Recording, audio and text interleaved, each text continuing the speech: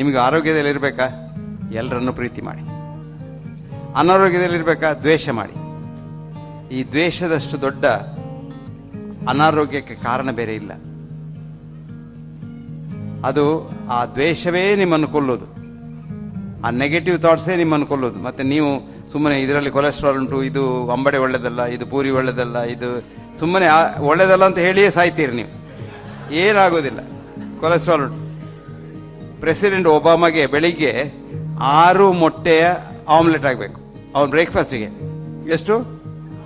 6 ಮೊಟ್ಟೆ. ಬಿಳಿಯಲ್ಲ, ಇಡೀ ಮೊಟ್ಟೆ. ನಿಮಗೆಲ್ಲ ಆಮ್ಲೆಟ್ ಮಾಡ್ತೀರಿ ಬಿಳಿದು, ಅದರಲ್ಲಿ ಏನೂ ಇಲ್ಲ, ಅದು ವಿಷ. ಅದು ಮೊಟ್ಟೆ ತಿನ್ಬೇಕಾ, ಇಡೀ ಮೊಟ್ಟೆ ತಿನ್ನಿ, ಇಲ್ಲಿ ತಿನ್ಬೇಡಿ. ಹಾಗಾಗಿ ಅದು ಇದು ತಿಂತೇನೆ ಅಂತ ಹೆದರುವುದರಿಂದ ನೀವು ಸಾಯ್ತೀರಿ. ಹೆದರಬೇಡಿ.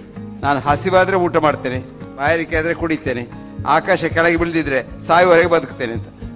ದಿವಸಾಗಲೂ ಬೇಕಿದ್ರೆ ಡಾಕ್ಟ್ರನ್ನ ನೋಡಿ, ದಿವಸಾಗಲೂ ಬೇಕಿದ್ರೆ ಮಾತ್ರೆ ತೆಕ್ಕೊಳ್ಳಿ, ಅಥವಾ ಅದರ ವಿಷಯವೇ ಆಲೋಚನೆ ಮಾಡಿ ಚೆಕಪ್ ಎಲ್ಲ ಮಾಡಿಸಿ, ಒಂದು ದಿವಸ ಕೂಡ ಹೆಚ್ಚು ಬದುಕುವುದಿಲ್ಲ, ಅದು ಗ್ಯಾರಂಟಿ.